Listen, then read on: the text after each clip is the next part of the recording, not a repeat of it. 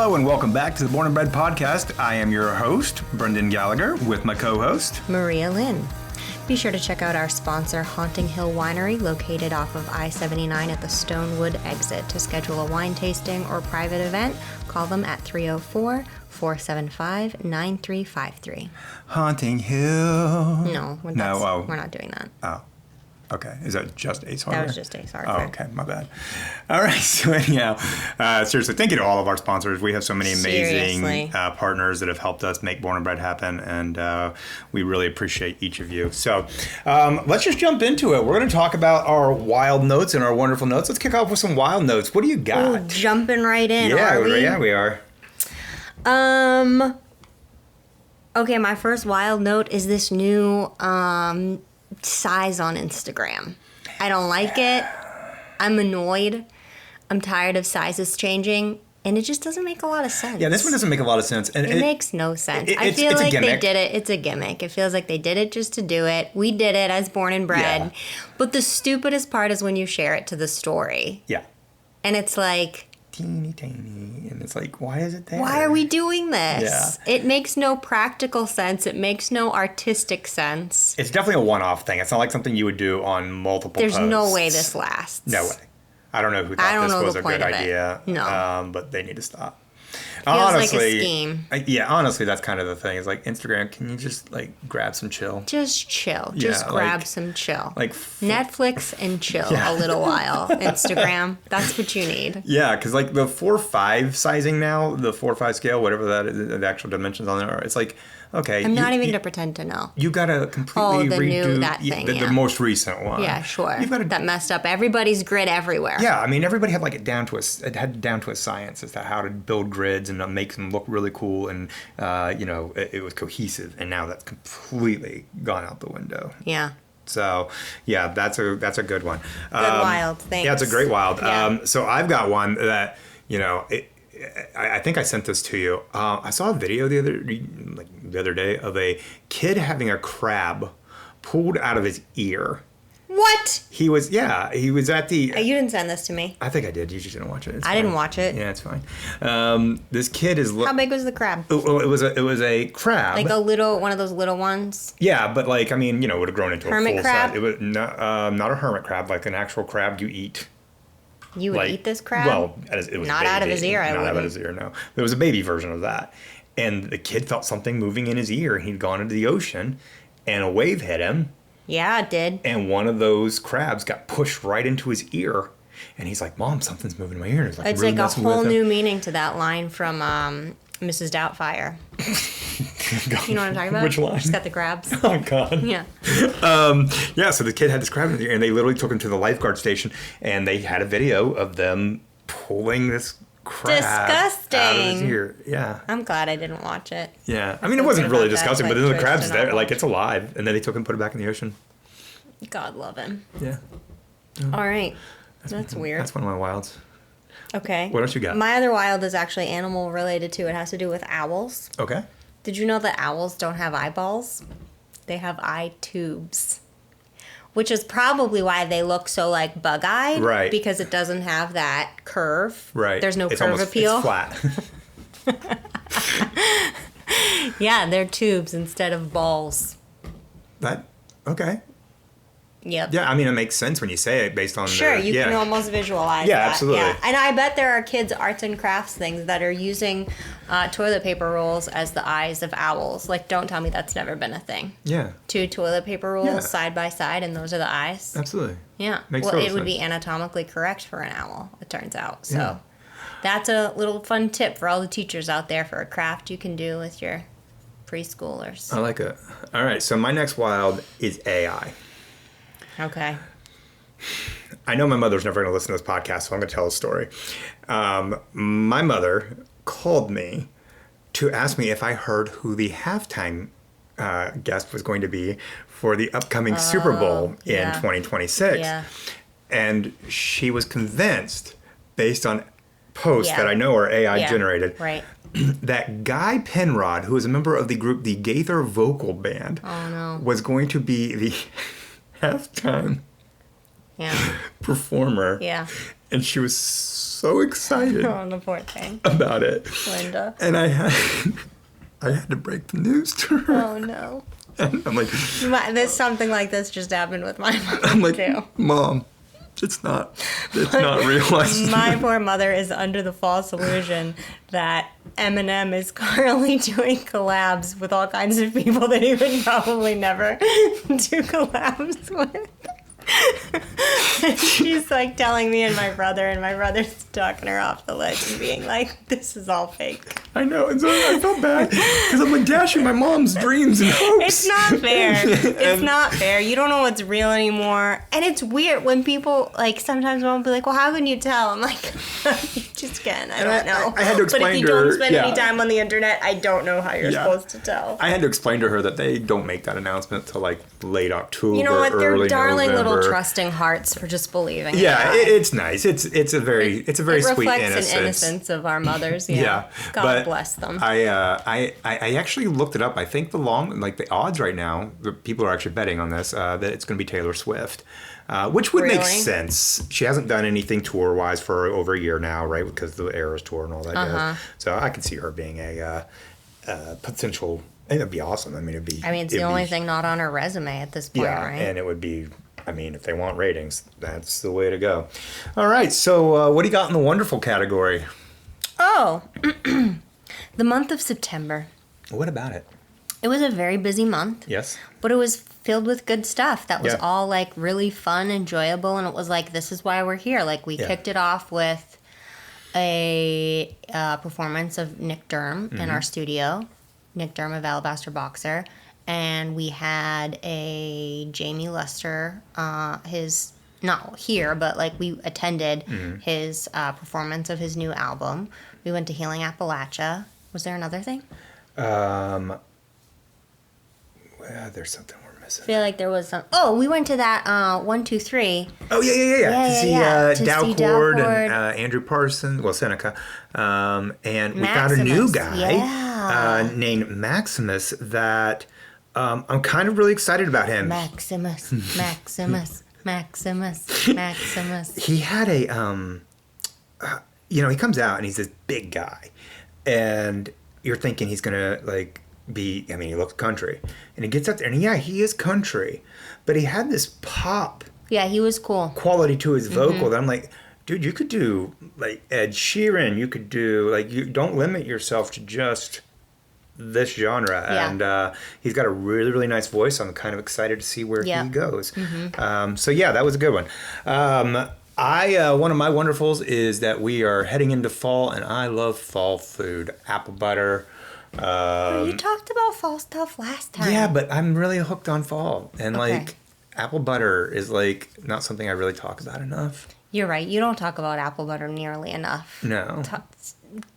Preach. First of all, go ahead. If you've ever been part of a family in West Virginia that makes apple butter, you understand that it is. You have? My family. Your family made apple butter? Oh, yeah. There's a whole kettle. There's this giant kettle that we've used for years upon years upon years. Well, where is it? It's at my family farm in Grafton. And it's this giant kettle. And cool. We spend all day, everybody takes turns stirring the apple butter, and they add, and everybody walks away with mason jars of apple butter at the end of it. Heck yeah. And you typically get plain or with cinnamon. You've never told me this. Yeah. That's cool. That's good stuff.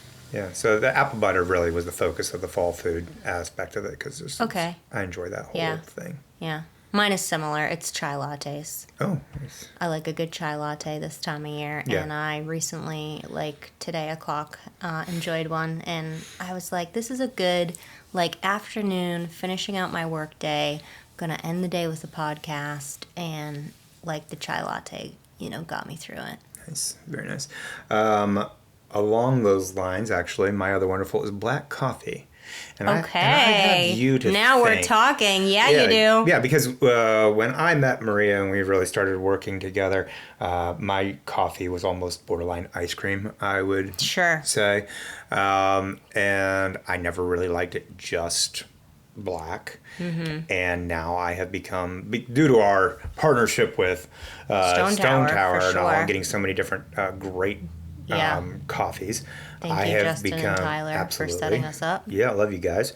I have become a giant fan of just a nice cup of good flavored notes black coffee. Yeah. And so, yeah, I have you to thank for that. And I mean, we're really making do. it right in that coffee pot because we're also grinding them fresh every day, and all of that does make a difference. Yeah. I mean, there is some really bad black coffee out Yeah. there where sometimes I'm like, I'm going to throw some cream in here because it's a little gnarly. Yeah, I've grabbed some black coffee, like at, say, like McDonald's. I'm like, oh, what's going on here? I don't actually hate McDonald's coffee. I really don't. But sometimes, like diner coffee, sometimes it can be good, and then sometimes you're like, I got the bottom of this pot, Absolutely. and it was sizzling. Absolutely. That's a great one. Coffee, That's a great one. I love me some black coffee. Yeah, I'm an enthusiast. My first job was at Starbucks, and that's how I got into drinking black coffee, because I started drinking espresso because I had the morning shift, so I started drinking espresso just to wake up shooting it, and I was like, well, if I can shoot espresso straight, then I could drink coffee black. And that's how I got into drinking black coffee. But there was one day, I think it was a particularly long day perhaps, and I had like 3 shots of espresso. And then I think I had a double shot of espresso twice. So 4 shots total. And then I did 2 shots of espresso. This is over the course of the day. Right. Then I did 2 shots of espresso and then filled the rest of the cup with black coffee. I don't know what kind of day I had that I decided to drink that much. And then I walked home at the end of my shift, which was like a 30-minute walk. And I was so jittery. It was the first time. I was only like 17 maybe. And maybe 18, I don't know. But it was the first time I learned that coffee could have that effect on you. And I was genuinely like, I don't know what's wrong with me. I did not know what was wrong with me. And I was saying to my dad, I don't know what's wrong. I feel weird. I was all like sweating and jittery. I was not in a good place, and I was like, I don't know what's wrong with me. And he goes, how much coffee did you drink today? I was like, what does that have to do with anything? Everything. It turns out a whole lot. And then I went through it, not really having thought about it. I was like, well, I had this, and then I'm realizing, like, yeah, I had 6 shots of espresso, plus topped it off with some coffee. And he was like, yeah, that's your problem. Yeah, that'll drink do it some every water and go time. lie down. Yeah. Wow. Yeah. All right, so that wraps up our wild and wonderful notes. And so next, let's talk about our guest for this podcast. We actually were fortunate enough to bring in some members of the band Alabaster Boxer and be able to talk to them about their recent EP, What's Happening Next. And so we sat down with Nick Durm and Jason Lockart of the band Alabaster Boxer. I think we had a good conversation with them. I like to think so. Yeah, so let's go ahead and welcome them in and check out our conversation with Nick and Jason of Alabaster Boxer. And Nick Durm and Jason Lockart, both of Alabaster Boxer. Guys, thank you for joining us. Thank you for having us. Great to be here. Yeah, so real excited to have you guys on. Obviously, we've been fans of what you guys have been doing ever since we met you at your live album release. Is it obvious? It's so obvious. Is it? It's kind of obvious. It's a little obvious. And that It's not like they were our Artist of the Year in 2025 I don't know. or 2024, however those years work. Whatever, yeah, it's 24. Wow. I think we're super subtle about it. Yeah, and that was at the Raleigh in Beckley on February the 3rd. Was it? Yeah. And since How do you remember then- that date? Oh, I don't know. on that poster That's up there on that poster on our wall.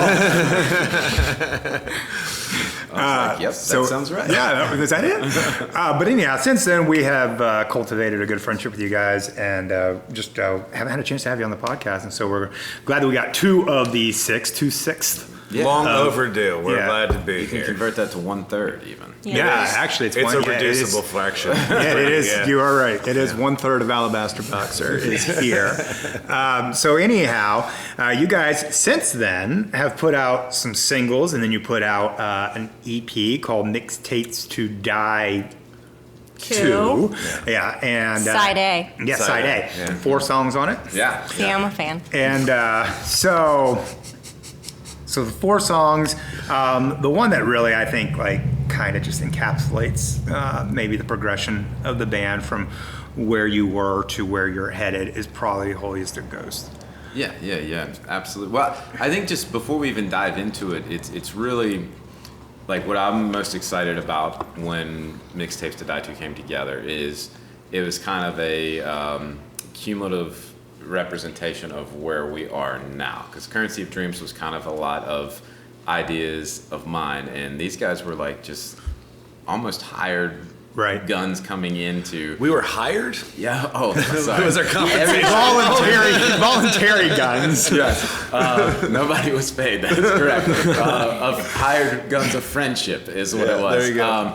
So this is kind of like Jason wrote a lot of songs on this. We wrote lyrically together. I wrote a song for it, and then that's kind of like the bones of things, and then we take it to everybody else, and everybody else puts it. So it's really a cumulative representation of what the band is now. And Cumulative. Yes, 1/3 is a fraction. I think that's kind of like what I get most jazzed about is that it really represents everybody in the band through all 4 of the songs. But Holiest Ghost, so Jason wrote that song, and when he brought it to everybody, I think we instantly knew that we kind of had something special with it, and it was kind of like, this is who Alabaster Boxer is now, you know? Yeah. Not to say that we won't release like a K-pop song soon. I think. Oh, it's in the works. I mean, but it's mixtapes to dance to. Yeah. It's kind of neat seeing like where we were to where we are now. Absolutely. Yeah. So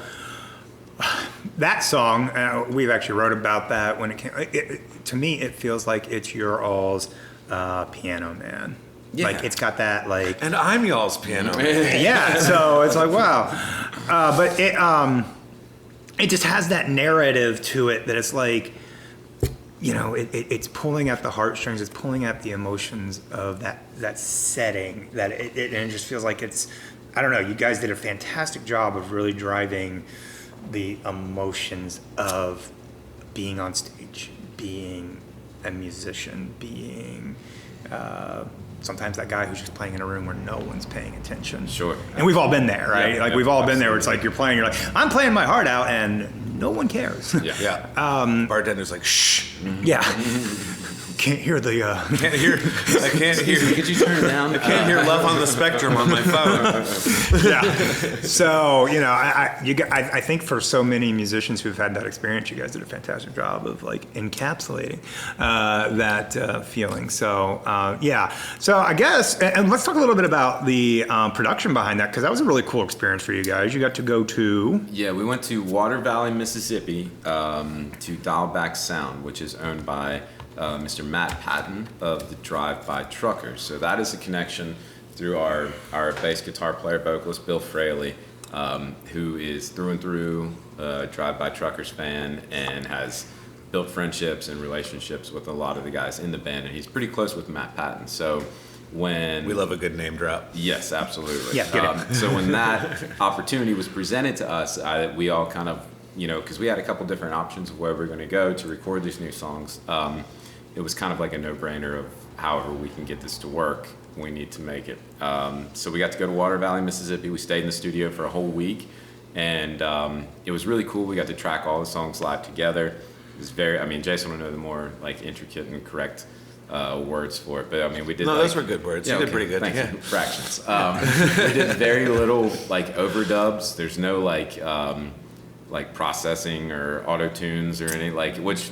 For me as a vocalist and a flag bearer of self-doubt and imposter syndrome. You are very good at that. Yeah, I'm the best at it. I was like, when we got done, I remember I was talking to Jason. I was like, hey, there's no like auto-tune on this or any correct. And he was like, nope, no auto-correction. I was like, wow, that's cool, you know. Yeah, I think we melodined one note in one song. Yeah, and so it's like having a raw, authentic approach and just letting the band shine was just a great experience. But you could feel, I don't know, for me it was like just walking into Dial Back Sound down there. It was like you could just feel the aura of like it was like very quickly we went in there with a whole bunch of ideas and a whole bunch of plans, and we're very quickly stripped of those big ideas and been met with like, this is how we do it and this is what our records sound like, and that's why people like coming here and recording. And we were like, Take us, Daddy. Yeah. And it's cool because it's a lot of that like blues background of the Delta there. It was formerly owned by a pretty prestigious blues musician that had sold the studio to Matt, and you can just feel all of that in the studio, you know. It's fantastic getting the opportunity to do that. And hopefully we'll get to do it again soon. So side A indicates side B. It would indicate the existence of a side B, wouldn't it? It would, Suspense. typically. Typically. So I think it's going to be more of a part 2. that makes no sense chronologically. So We like to keep you guessing. what are we looking at with a timeline? Or we got songs in the works? Have we? Yeah, so definitely we try to put a timeline on it, but timelines just never really work out unless you're like writing Avengers movies in the Marvel Cinematic Universe. Which we're working on really Yes, hard, so it's taking up a lot of our absolutely. time, man. But that's the idea. Side B is definitely coming. We have songs that we are working with. It's just getting together and doing them. We've had a pretty busy summer with playing, so that's left and kind of supporting Mixtapes to Die To Side A with shows. So it's left a lot of very little time to like sit down and get together, and kind of the way that we're songwriting now, you know, where Jason, Bill, Bell, whoever will get together and kind of workshop some songs out. So we've got some ideas in There's the stuff mixer. floating around. Yeah. We just haven't really had a chance to take a day or two to really hash it out and be like, these are ready to go into a studio and be side B. Plus also, you know, not every song's what we want on there. So Right. sometimes it's like, hey, here's this idea, and it'll just simmer back there until you find the right home Until it's for it. ready. Right. Yeah, so. Okay, cool. So, you know, you guys talked about you've been playing a lot of shows. You've got a lot of festivals you've done this summer. You've been pretty much all over the place. And so, what's that been like for you guys getting to, like, you know, starting down in southern West Virginia, and you've played, you know, Maryland and a few other places. And Greater Ohio. Yeah, Greater Ohio is always a good one. Yeah, I feel like, you know, from the inception of the band to getting to do what you guys are doing has been pretty quick in band years, you know. So what's that ride been like for you guys to get to see this thing really catching on for a lot of people?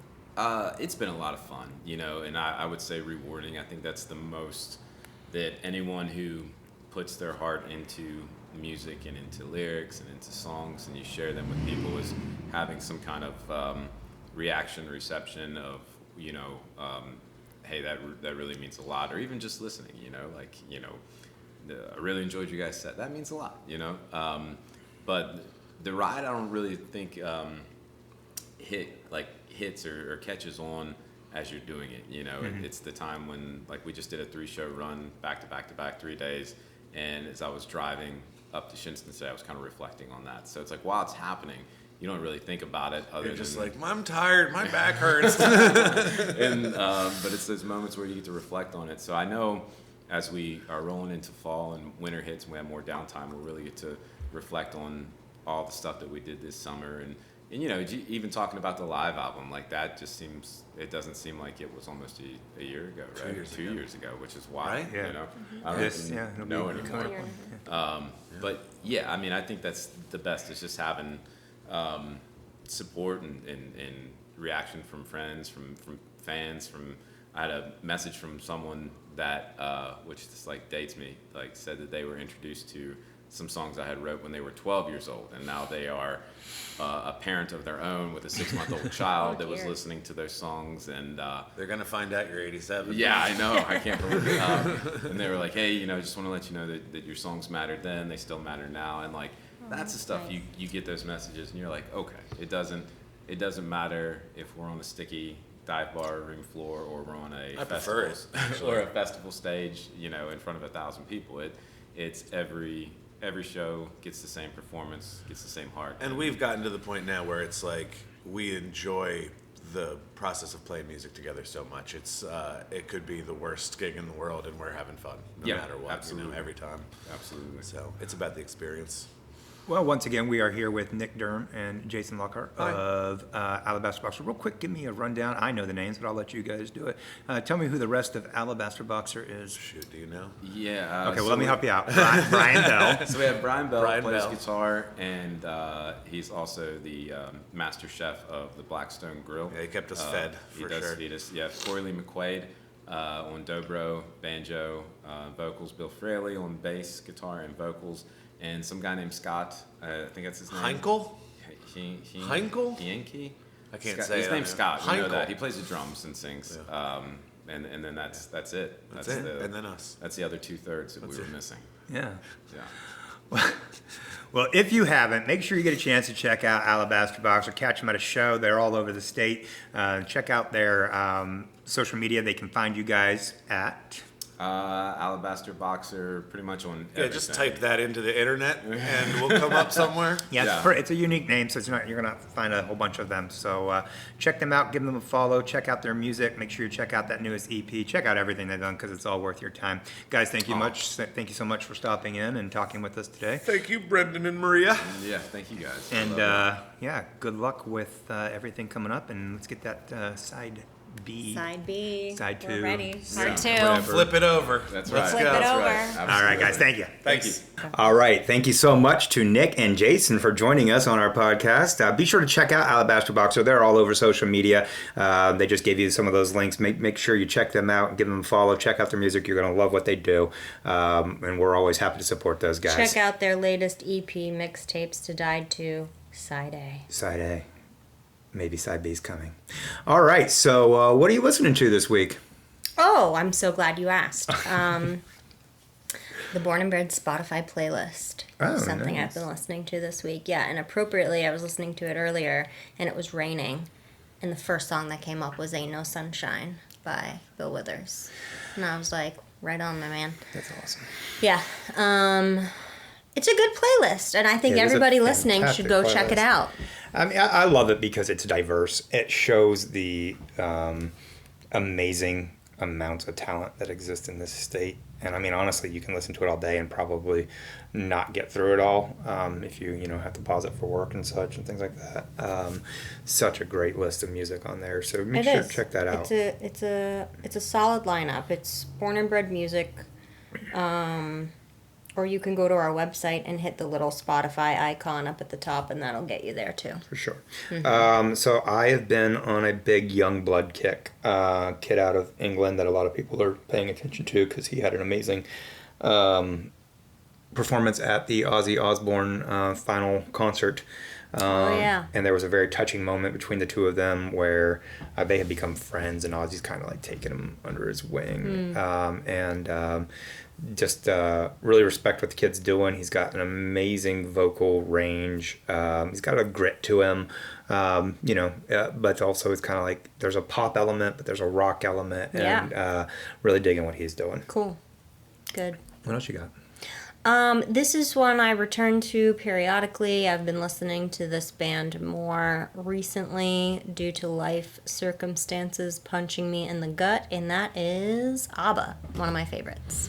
Yeah, I also have been listening to a good bit of ABBA, probably due to a lot of your My influence / recommendations. It's not all Dancing Queen. No, folks. it's not. And I Explore that catalog. I'm going to go on record as saying I was wrong. So I wish I'm biting you my tongue. all could have seen the pause just now. Because I was like, do I sing? Do I shout? What do I do? Yeah. And silence is Yeah. what came. So, and what I mean is like, I knew the big songs, and so You knew Dancing Queen. yeah, I mean, I knew some like others, but that was kind of what I just So what assumed. songs would you recommend to the listener who assumes what you assume of ABBA? What are the songs that made you go, oh, okay, there's more here than I gave them credit for? So that's a very big question. I would go with Mamma Mia first and foremost, and I That's had not what I was never. expecting you to say. I have never really seen or I'm not knowing me, You knowing didn't know you, the musical. knowing me, knowing you. Yeah. That one's near and dear to my heart. And Super Trooper. Yeah, Super Trooper is a great song. And then I believe I like Waterloo. Yeah, Waterloo's a good song. Yeah. Other ones I would add to that are actually Voulez-Vous is a really good one. Mm-hmm. I would also add, what is it called? Angel Eyes is a really good one, and One of Us. Yeah, One of Us was one of the others I was going to say. one. So thanks to you for. You're so welcome. Yeah. I'm. You can also thank my dad. Yes, absolutely. He died. Thanks, Tom. Thanks, Tom. My dad, Brendan's giving me a look right now because I have a very sardonic sense of humor. But he did. My dad died this summer, and he is the person who introduced me to ABBA. He's actually the person that introduced me to a lot of the music that I listen to now, at least anything that was prior to 1980. And yeah, we loved to sing and dance to ABBA together, and I think I posted a few things on Facebook that were ABBA related, and that's probably what got you on this kick, correct? I mean, a little before that, because you used to play it. You know, yeah. But I think I got looks of judgment. There were some. Yeah, I think it really took Yeah. my grieving process. Okay, well, let's not make it that way. That's not cool. But yeah, I mean, I did, because it meant so much to you, I gave it a chance. Right, there you go. And it, I thoroughly enjoy it now. I actually have found myself listening to it in my car by myself. Look at you in yeah. your car. Am I correct? Do I remember correctly that your son, Liam, is also an ABBA enthusiast all on his own, right? Yeah, I still don't know where it came from. I don't know how any teenager now stumbles upon ABBA, but I'm glad he did. Yeah, if he's not a theater kid, which he's not, no, right? he has his playlist, and it's he goes from Dre to 90s grunge and all this stuff, and all of a sudden it's I hear ABBA. I'm what is going on right now? That's why that kid's your best work. It's one of my better things. So for me, I've got one more that I've been listening to. A Story Told dropped a new track recently. It's called 32 and Whatever You Are. It's again, these guys. I don't know about you. I feel like we're 32. Yeah, they are pop gurus. Gurus. I mean, they are. They know how to make tracks that have mass appeal to them, and there's a punk element to it, but it's pop. It's really pop, and they're so good at what they do. They actually flat out say that they're influenced by Taylor Swift, and they're not joking. And they just dropped a song called 32, and you thought this was a joke, and this is apparently all very intentional. Probably. That I referred to the song 22. Yes. Okay. So that's what I've been listening to. Excellent. All right. Well, hey, thank you so much to Nick and Jason for joining us on the podcast. Thank you so much for tuning in and listening to what we had to say. And be sure to tune in next time where we will talk more about what's happening in the great state of West Virginia. See you next time. See you next time.